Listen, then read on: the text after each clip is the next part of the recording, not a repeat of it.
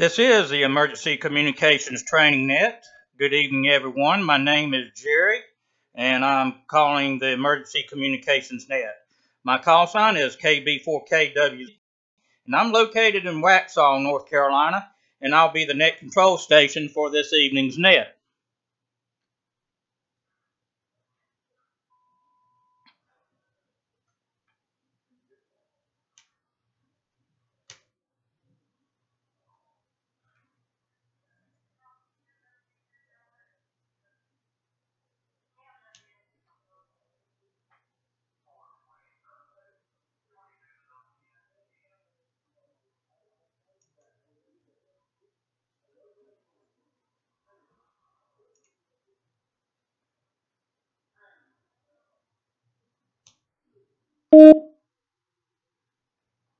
This is KB4KWZ. Wait.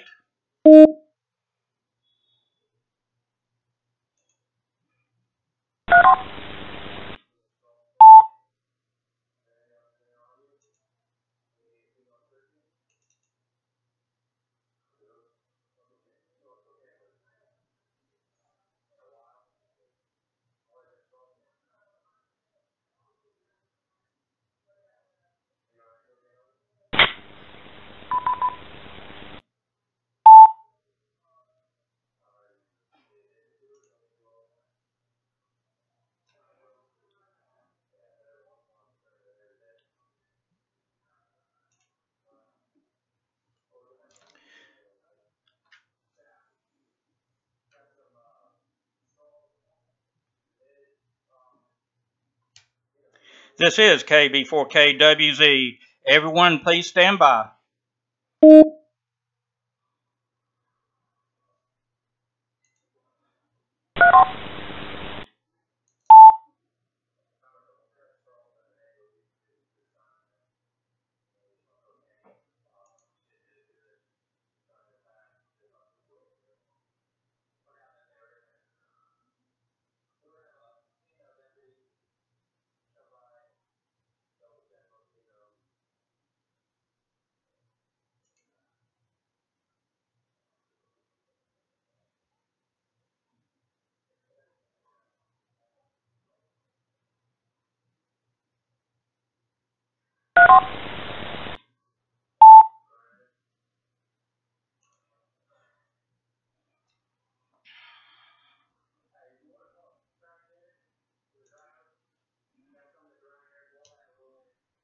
Okay, this is KB4KWZ.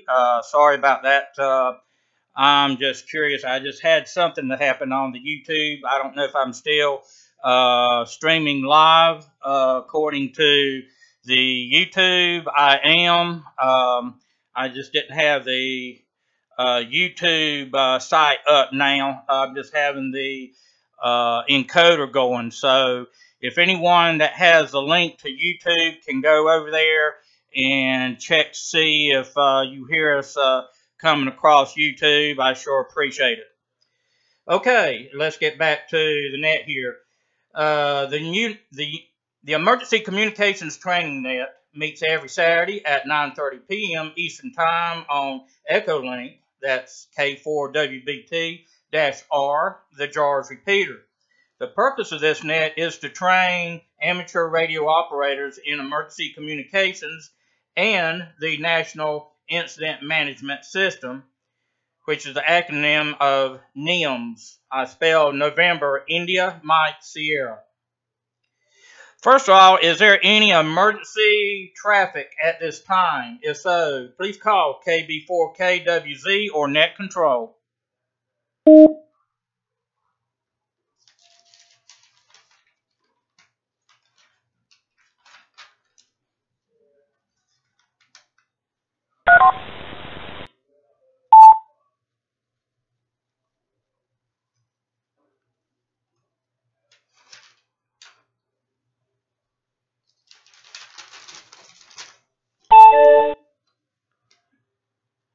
Okay, this is KB4KWZ, nothing heard.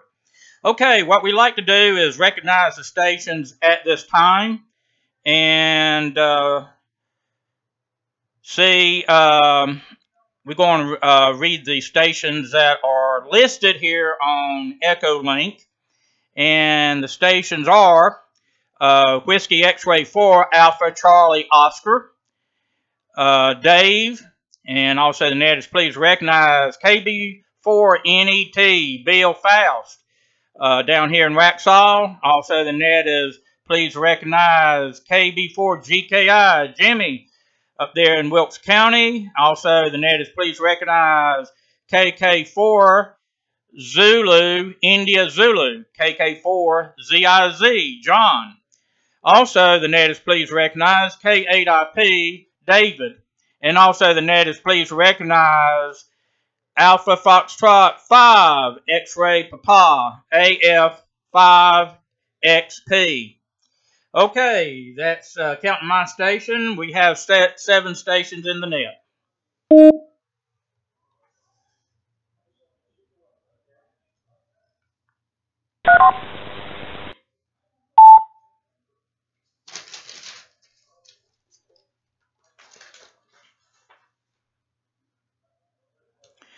Okay, tonight we're going to be briefly discussing on going a little bit in detail, you might say, of what is involved in a deployment, what happens after a deployment. During the initial deployment call, you should gather all the following information. Okay, this is when after you get the deployment call. You need to know what the job assignment is. You also need to know the destination, including the address, contact person, phone numbers, reporting time, and directions. You also need to know the lodging. What is the lodging? Where is it going to be at? Travel and transportation arrangements. Also, you need to find out where the deployment is so that you can have the appropriate attire or clothing for your location.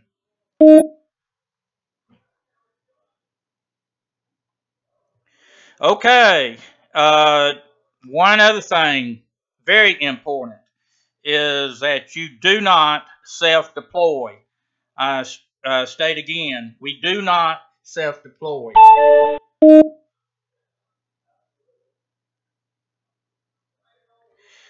Like we stated the past couple nets, when you self-deploy, that can create problems.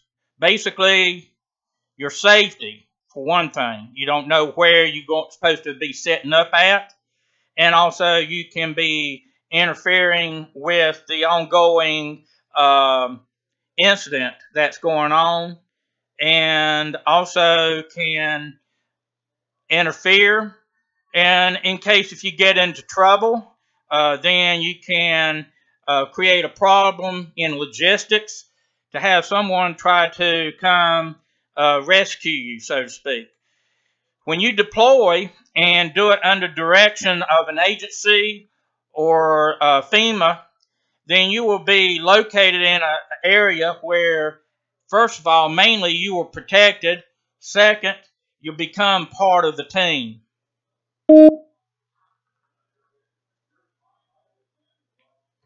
This is KB4KWZ. If you're going to deploy for any length of time, especially in a major disaster, prepare a go kit with basic supplies. Do not get supplies at your deployed location. That makes a lot of sense because a lot of times there's no power. And in most cases, you're dealing with a hurricane, stores will be closed. So you want to make sure you get your supplies before you leave to go on the deployment.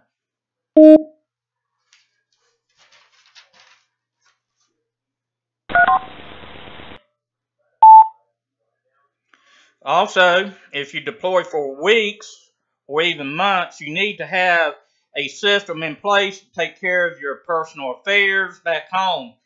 You want to arrange for any mail delivery. You want to arrange for payment of monthly bills. cancel any set appointments. Main thing is you want to let your family know and your friends know where you are when you're leaving and where you're more likely going to be located.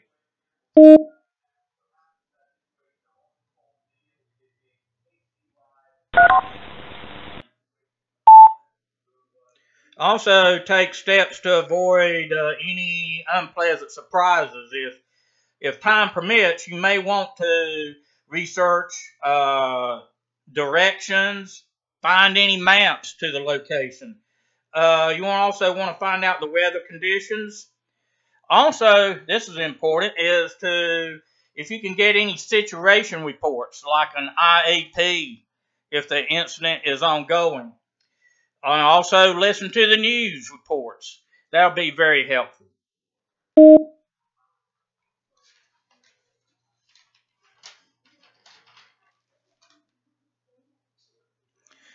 Okay, this is KB4KWZ. Also, when you check in, your first responsibility is to complete the check-in process at the signed incident facility. Main thing you want to check in with human resources unit.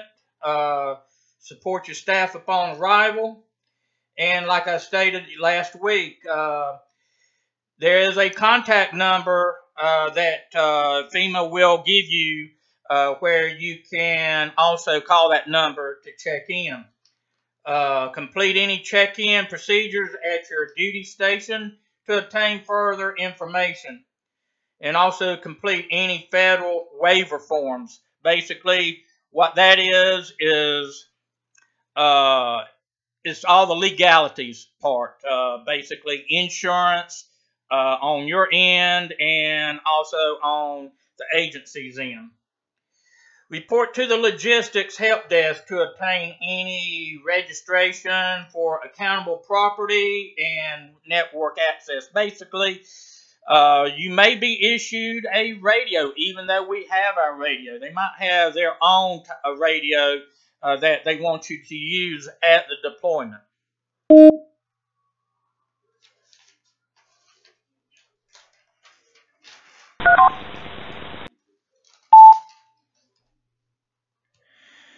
If you are issued a radio or any equipment, it is your responsibility or our responsibility to make sure we take very good care of it. Because if we damage it, basically we need to be accountable to let the agency know that it got damaged. Also, you want to locate your assigned workplace, basic or workspace. Basically, that's when you'll find that out when you check in, especially if you check in with logistics, also with the COML officer that is on duty. That basically will tell you where you will be located.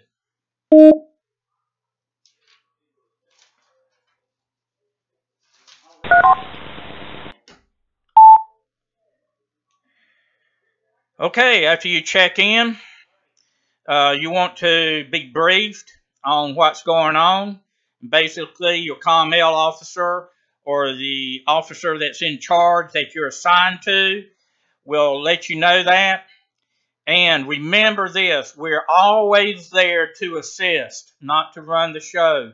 So we don't go immediately and set up our radio station if we have radio gear.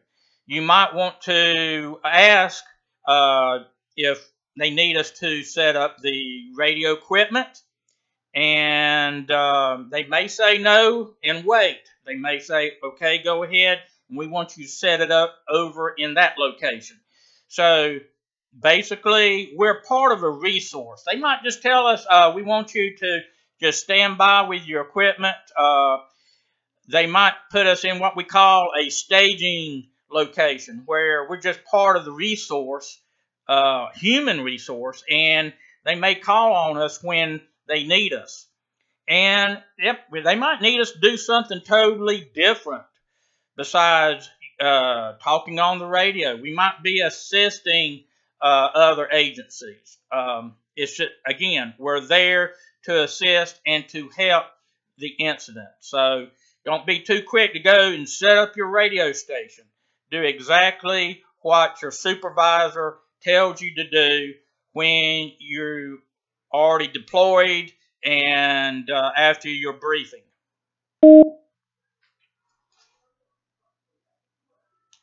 This is KB4KWZ. That's about all I have to train on this evening. We can definitely go in further in depth in this, but what I just wanted to do is give everyone a brief mental picture what will be involved in an actual deployment. And the key thing is, I can't overstress this enough, and even back during Hurricane Harvey and Hurricane Emma, I kept on hearing from FEMA, even when they gave news conferences, this phrase, do not self-deploy. And they really mean that. That's, again, they're not trying to be mean. I know there's a lot, we all have a heart of gold. We want to help people out. But we got to do it in the right way. That way we can be safe and everybody else can be safe also. Okay, this is KB4KWZ. I'm going to go ahead and go down the list here for any questions or comments. Let's start up at the top at Whiskey X-Ray 4, Alpha Charlie Oscar, Dave. And before I get to Dave, if anybody can let me know if we're going live over YouTube, please do so. Like I said, I got my encoder still going, but something on the internet part on the YouTube sort of locked up, so I had to bring it down. So the encoder is linked to YouTube, so hopefully it's going into YouTube without having to bring up the site. So when I get somebody, or when y'all come up, you can let me know if y'all have the ability to check that, see if we're still going live. Okay, Dave, let me get back to you here. Whiskey X-Ray 4, Alpha Charlie Oscar. Dave, good evening. Your comments or questions?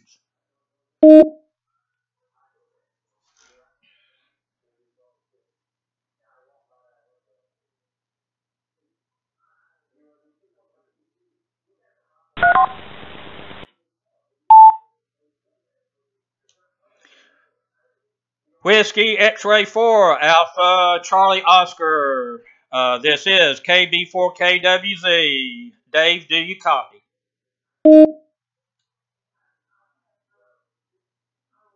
A private message on the text part of the EchoLink, and he says it is working. So there's that, and I'll tell you what, this is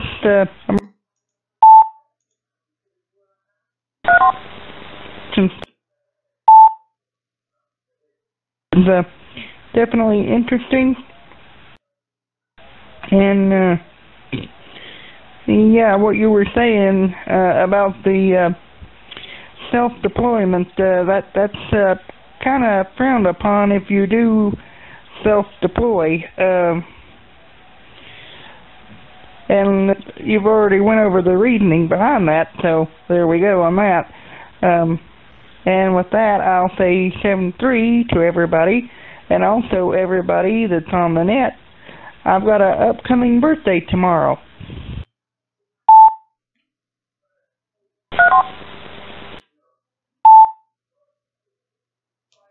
Okay, Dave. Well, first of all, I want to say happy birthday in advance. So I know birthday is big on every one of us. I'm up at an age now that I forget it. I stopped counting. But anyway, I just want to say happy birthday to you. But yes, I just want to let everybody know, and those who are listening by YouTube, sorry for the sort of the rough start there.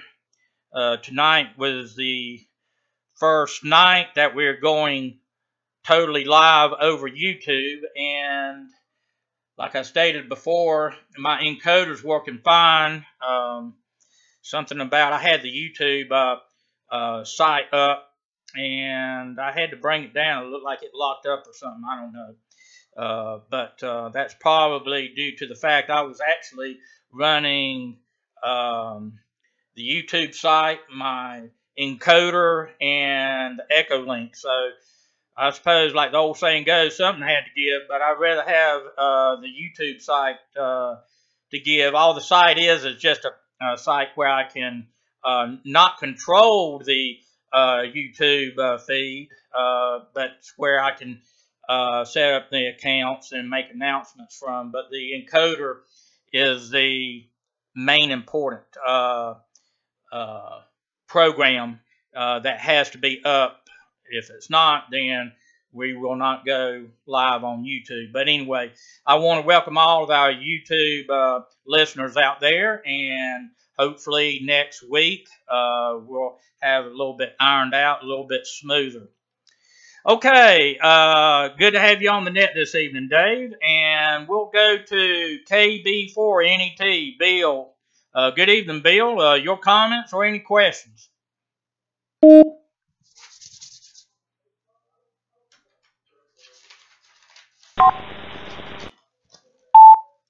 Everyone on the net, just want to maybe mention you talk about deployments and go kits and something for a future net or resource we can look at, maybe post on the website, is what to put in a go kit. There are various people out there that have sites. They have lists of what should be included as far as food, medicines, clothing, toiletries, various tools that are good to have along depending on the environment you're going into. So that would be an interesting topic in the future. I don't have one myself yet, but anyway, good to have a backpack and stuff ready to go when the time comes. That's all I have. Thanks, Jerry, for putting this together and for adding the YouTube to the mix. I'm sure it'll work out fine. And that'll be all for me. Back to you there, Jerry.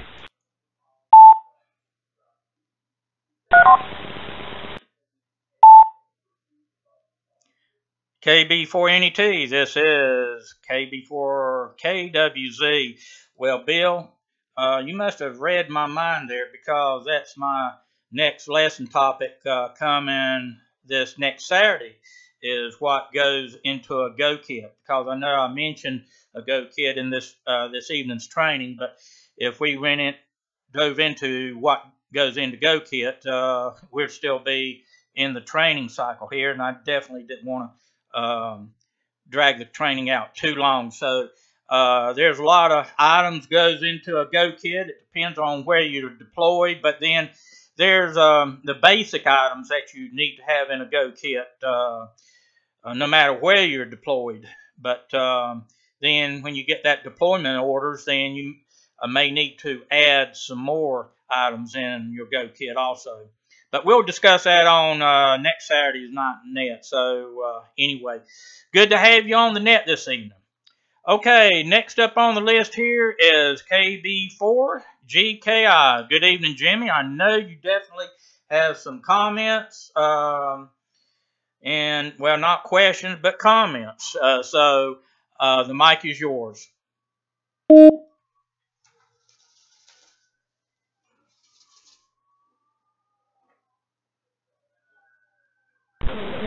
Okay, before GKI.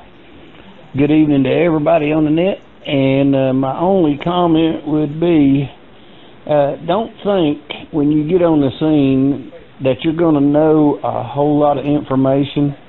They may not give you that information. You may not be able to access it by a telephone, but they're going to give you the information. You may be standing there, they may be standing there in front of you telling you a lot of that information. It depends on how they work it. Every one of them is different. That's why you have to be flexible. That's a big term in your ICS courses all the way through thing, no matter how many you're going to see over and over. Be flexible. Good to hear everybody on the net. Good to have the group that we had tonight, and hopefully we'll have some more next week. K before GKI.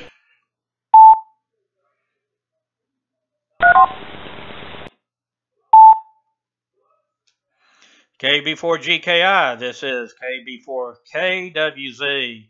Yes, the key word you mentioned there is flexibility, and we all need to keep that in our mind.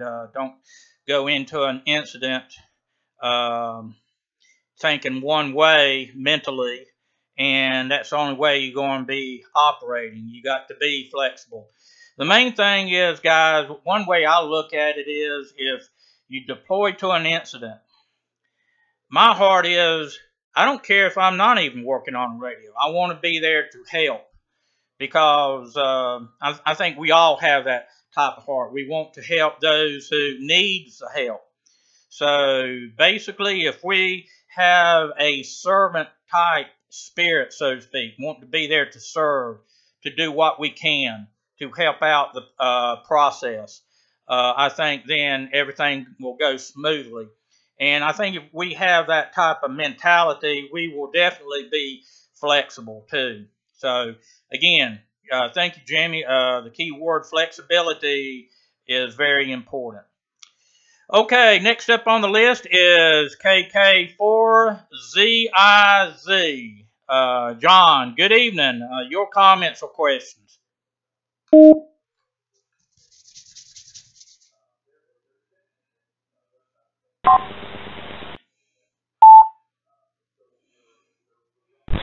Evening, Gary and Nick, KK4ZIZ. Yep, let's see. Definitely don't want to self-deploy. That's the main thing. And, yep, flexibility. That's always another key feature. Because, of course, back a few years ago when Charlotte was hosting the DNC, I was actually on the military side at that point. But I was working in operations center, and I had to be flexible for multiple jobs, not only for what I was tasked for, but for other jobs. So definitely be flexible, and then, as always, definitely don't want to self-deploy. KK4ZIZ.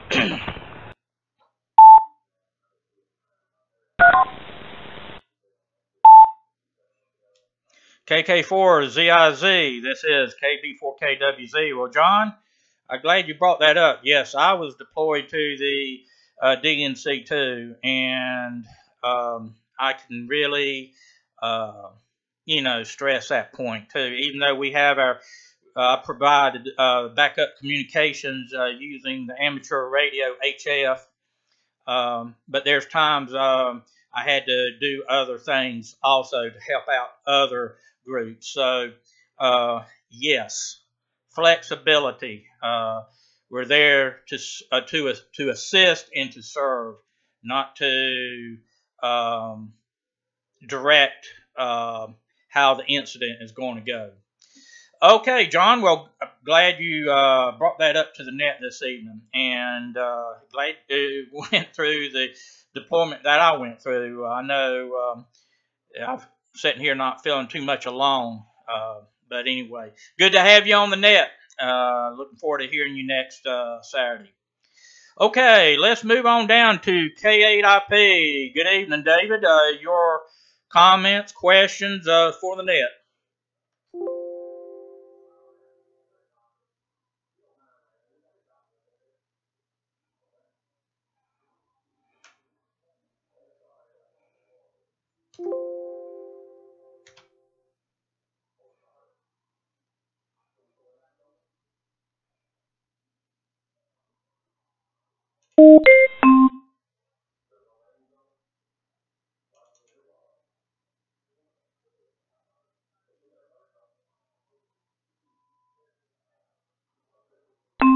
Sorry, didn't work.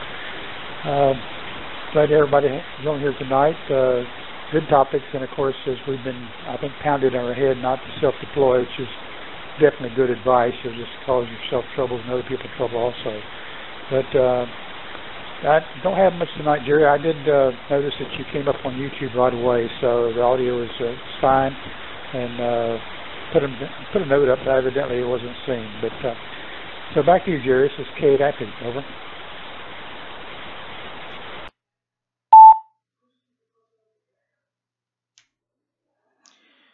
All right, K8IP, this is KB4KWZ. Thank you very much, David. I hit the wrong key just a few minutes ago, and my YouTube station here got locked in transmit. I had to back out for some odd reason and came back in. So if anybody saw my call sign disappear, you know that's what happened. Again, everybody, please understand this is a new direction we're heading into, where we're holding the net on EchoLink and going live on YouTube. So the more we do this, the more the bug's going to get knocked out. So, but appreciate you being on the net this evening, David. I caught what you said there, and yes, we do not self-deploy, and thank you for checking to make sure that we are still going live on YouTube here. Okay, let's see here. Next up on the list is KK4PIB, Paul. Good evening, Paul. Your comments or questions?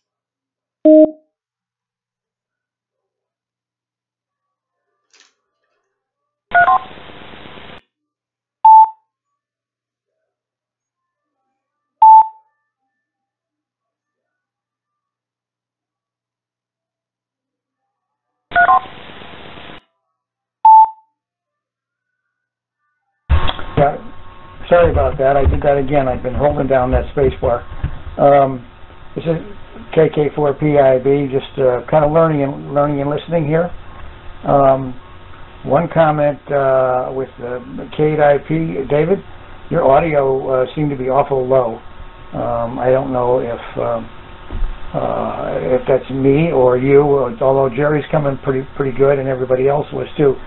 But your audio seemed to be awful low. I don't really have anything else. I'm just kind of listening and learning here, Jerry. So, but thank you for running the net, and I'll just be kind of on the wayside here. This is the KK4PIB. Back to you, Jerry.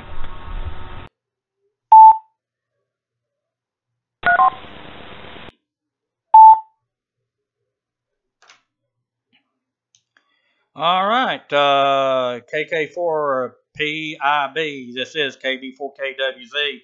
Okay, well, Paul, hey, we're all here learning.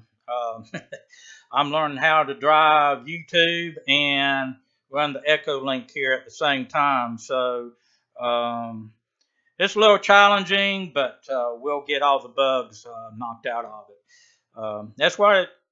This is what it's all about, is where we can learn from one another and practice using new tools in the toolbox, so to speak.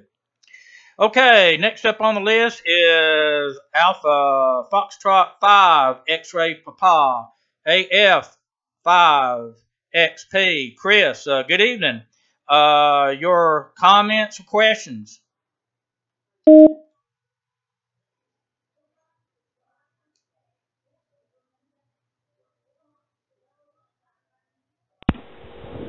Oh, yeah, thank you, Jerry. I just had a few things. Of course, I'm the DEC for one of the regions in the Louisiana section for Aries, and during one of our recent, Hurricane Harvey had come through and over our neighboring county in Texas, we went and assisted over in the EOC over there, and they didn't need us as a ham radio side, but we were able to give some relief on answering the telephones, being any type of assistance that we could. And I reiterate, you don't self-deploy unless whoever's in charge or in the lead requested it. And also, whenever you go to the any type of EOC or something, make sure that you follow their rules, because their rules there may be different than at your home station. And on your comment, you was commenting about equipment being issued. Whenever you leave your EOC deployment, always make sure you fill out your ICS 214, and you can put down there the equipment, the resources that were assigned to you, and in the activity log you can write if it was damaged or what condition it was or whatnot. But that's my comments. Happy birthday to I couldn't remember his name, but this is my first time on this, and I might try to get some of my members that's underneath me to start attending. And but with that said, thank you for calling Annette. This AF5XP. Back to you.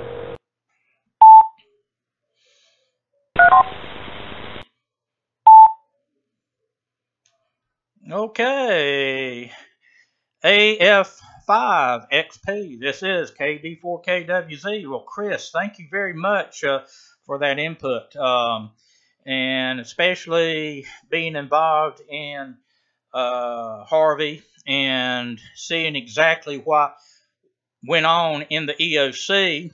And basically, you just reaffirmed what the training was this evening too, is that, you know, we just need to not go into an incident or a disaster thinking we're going to be doing one thing and one thing on, which is setting up our ham radio station and getting on the radio.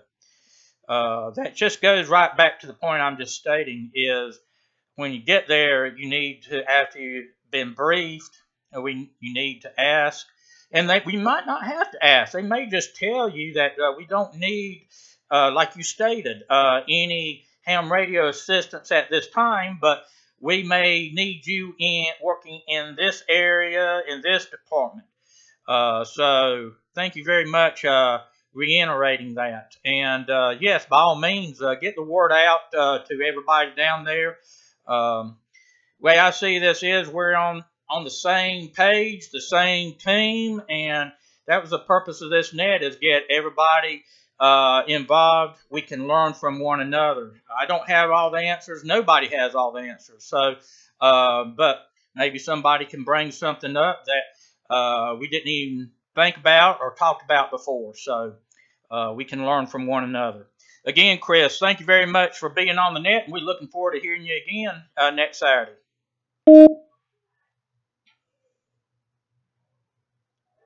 Okay, let's see here. Next up on the list, I see KO4, Charlie Bravo, Norm. Good evening, Norm. Thank you for checking in with us. Your comments for the net.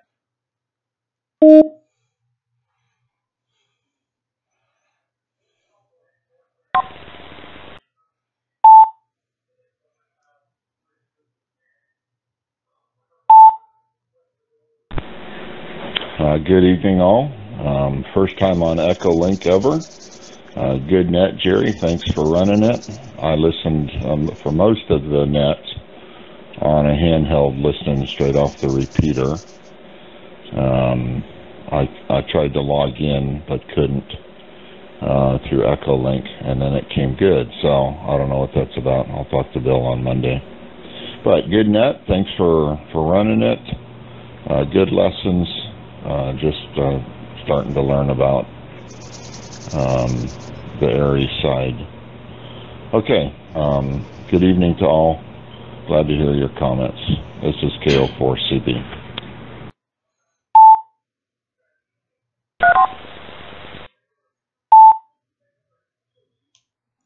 All right, KO4CB. This is KB4KWZ. Well, Norm, thank you very much for checking in with us this evening. And, hey, come back and check in with us. We'd be glad to have you. And you got good audio into the EchoLink system also. Okay, that's the list that I have this evening. Do we have any other additional comments, questions, or any other stations that might like to check in. If so, please call KB4KWZ.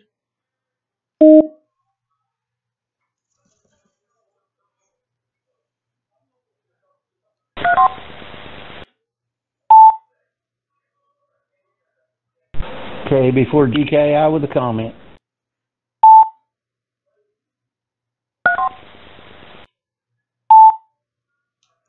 KB4GKI, this is KB4KWZ. Go ahead with your comment.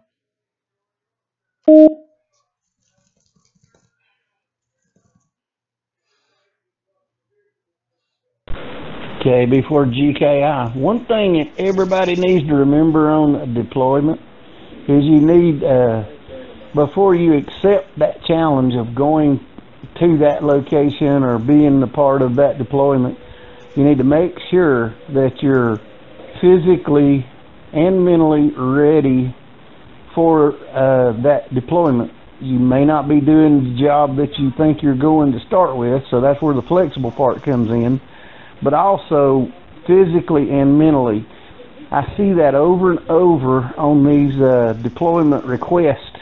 You know, you've got to be physically and able to do whatever job. So everybody needs to take a long, hard look at that. You don't want to become a liability. You always want to be an asset if you can. KB4GKI.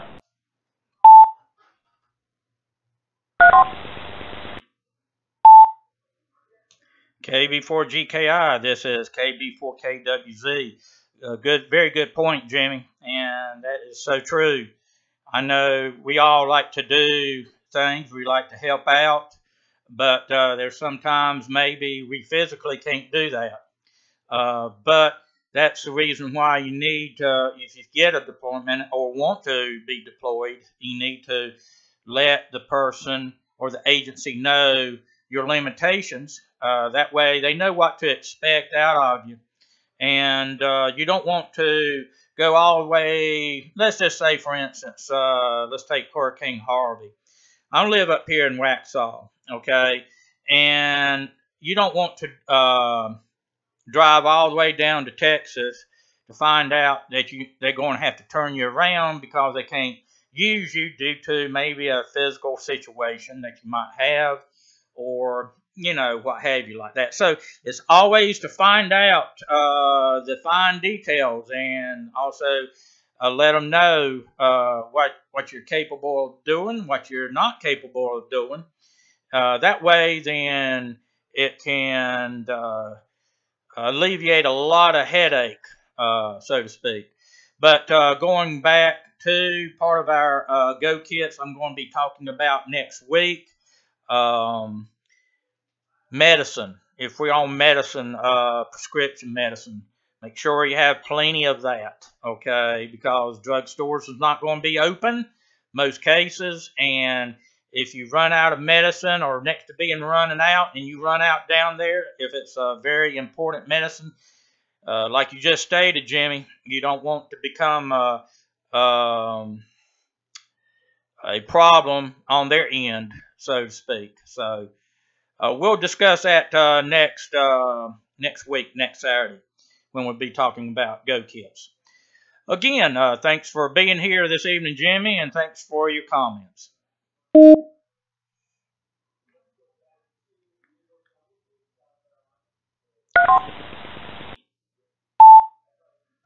Okay, again, this is a list as I have it. One more last call. Any additional comments, questions, or any additional stations wishing to check into the Emergency Communications Training Net? If so, please call KB4KWZ.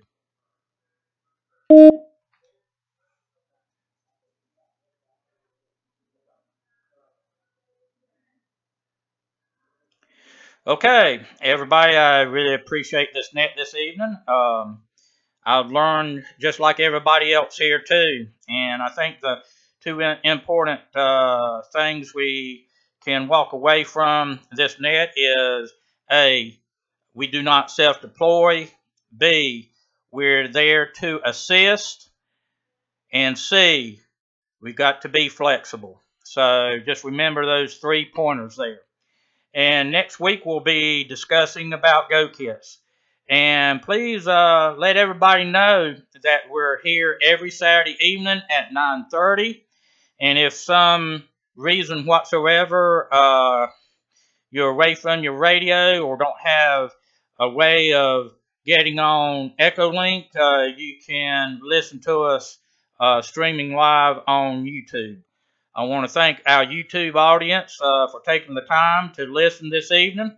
And I also wanted to give special thanks to the JARS, the fine folks down at JARS, for allowing us to use their repeater for the Emergency Communications Training Net. This is KB4KWZ, now closing down the net at 10:15 p.m. local time, Eastern time. This is KB4KWZ, closing down. Out.